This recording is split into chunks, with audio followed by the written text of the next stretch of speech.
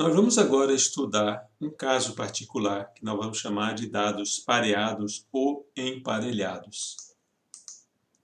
Existem situações de interesse prático onde duas populações são simultaneamente influenciadas por um mesmo fator externo.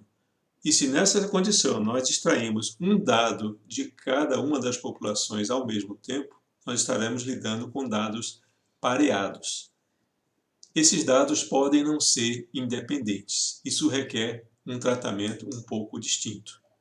Há então presença de correlação entre esses dados. Um exemplo aqui bem simples. Imagine que nós estamos interessados em medir o tempo de secagem de uma cola, mas esse tempo de secagem é influenciado pela temperatura ambiente. Está mais quente, a cola seca mais rápido. Então, nós vamos comparar duas colas, A e B. Aqui temos dados fictícios dessa comparação, onde nós estamos vendo aqui 3 experimentos em diferentes temperaturas e estamos vendo que os tempos de secagem em minutos estão também mudando de experimento para experimento.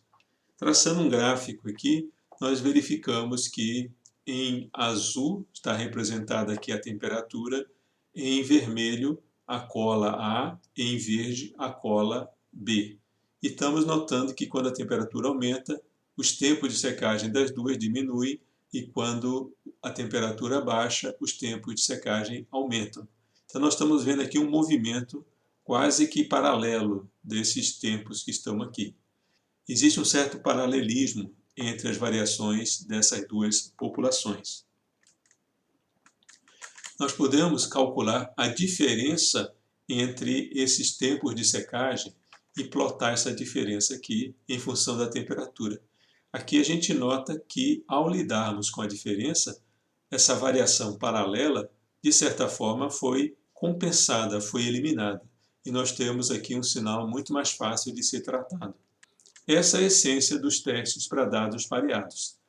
Nos casos em que a gente adquire pares de dados na presença de um fator externo, esses eventos não são independentes e, nesse caso, a gente trabalha com as diferenças, como se fosse uma nova variável aleatória.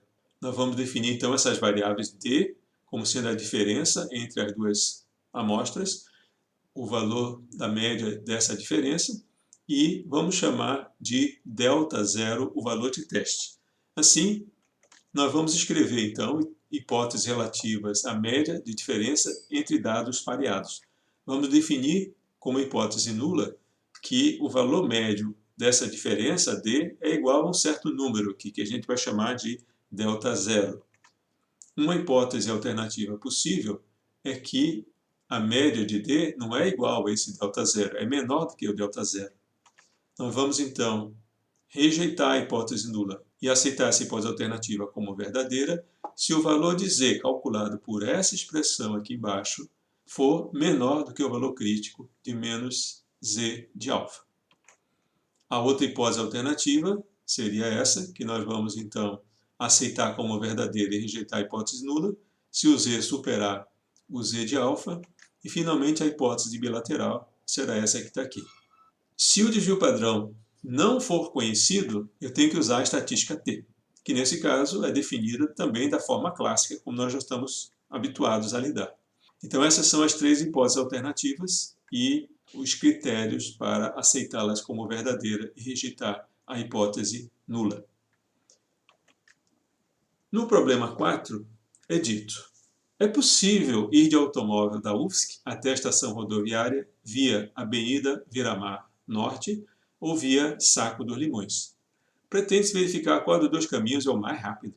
Para isso, 2 colegas resolveram medir os tempos durante 10 dias úteis. Nesses dias, cada um saiu da UFSC no mesmo horário e mediu o tempo de percurso por cada caminho, que são apresentados em minutos na tabela que está no próximo slide. Considere que as condições do trânsito podem variar fortemente de dia para dia, influenciando os tempos de ambos os percursos. O trânsito, geralmente, quando está ruim pela beira-mar, o pessoal decide ir pelo Saco dos Limões, que fica ruim também porque tem muita gente indo por lá. E vice-versa. Então, geralmente, quando o trânsito está bom, ele está bom dos dois lados, ou está ruim, ele está ruim dos dois lados. Então, existe uma certa possibilidade de sincronismo. E aí vem a pergunta: é possível afirmar, com nível de confiança de 95%, que o trajeto via Beira-Mar é mais rápido que o trajeto via Saco dos Limões? Aqui estão os tempos. Em 10 dias diferentes. Verifique então que alguns dias, por exemplo, dia 4, o trânsito está muito ruim pelos dois lados. Isso acontece quando o trânsito está embolado de um lado, o pessoal resolve ir pelo outro caminho, e aí todo mundo indo pelo outro lado, piora o trânsito do outro lado também. E tem dias que o trânsito está melhor pelos dois percursos. Então tem variações aqui muito grandes. Estamos vendo os tempos então para Beira-Mar, Saco dos Limões, e aqui as diferenças. Beira-Mar menos Saco dos Limões. Estão representadas aqui nessa quarta coluna. Nós estamos aqui plotando os tempos via Beira-Mar e os tempos via Saco dos Limões para esses 10 diferentes dias. Cada dia está caracterizado aqui como um par ordenado e nós estamos plotando esses 10 pares ordenados aqui. E estamos notando que existe uma certa correlação entre eles, cujo coeficiente é bastante alto, nos dando então a percepção de que existe sincronismo. Quando piora para um lado, piora pelo outro, melhora para um lado, melhora pelo outro. Isso é uma característica de fenômenos que não são independentes. Uma outra forma da gente verificar que não há independência aqui é analisando a regra das variâncias. Nós temos aqui, então, a variância seria o quadrado de 6,31 para o trajeto Beira-Mar, e a variância para o Saco de Limões seria o quadrado de 7, alguma coisa, e a gente deveria encontrar como variância da diferença a soma das duas variâncias. Mas a gente nota aqui que 6,31 ao quadrado mais 7,70 ao quadrado é muito maior do que 3,21. Isso significa, então, que eu não tenho eventos independentes. Aquela regra da soma das variâncias só vale se as duas variáveis são independentes. Como isso não foi obedecido, está muito longe de ser obedecido, é mais um indício de que eu tenho uma forte correlação entre esses dados. Nós vamos responder esse problema de duas maneiras. A resposta A é uma resposta onde nós vamos aplicar o modelo correto, que é o modelo de dados pareados. Então, o teste de hipótese envolvendo a diferença entre os tempos do percurso via Beira-Mar menos o percurso via Saco dos Limões.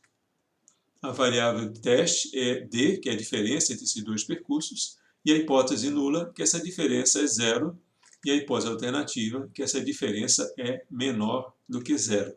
O nível de significância já foi estabelecido. Nós, então, fazendo a conta, chegamos ao valor de t de menos 2,07, que ele é menor do que o valor crítico. Portanto, eu rejeito a hipótese nula e aceito a hipótese alternativa, que me diz que é mais rápido ir pela beira-mar. Nos casos em que o mesmo fator aleatório afeta de forma correlacionada as duas variáveis, deve ser usado o teste de hipótese para dados pareados. Nós vamos agora resolver esse mesmo problema usando o modelo incorreto, como se fossem duas populações em que a gente não desse bola para o fato de existir correlação. Vamos então fazer um teste de hipótese para duas médias. A hipótese nula, que essas médias são iguais, a hipótese alternativa é que é mais rápido ir pela beira-mar. Fazendo as contas, nós chegamos a um valor da estatística t, apropriada para esse teste, como sendo de menos 0,67, que não é menor do que o valor crítico. Portanto, eu não consigo rejeitar a hipótese nula. Esse teste então concluiria que a diferença dos tempos nesses percursos não é significativa. Daí a gente vê a importância de usar o modelo correto para não chegar a uma conclusão errada.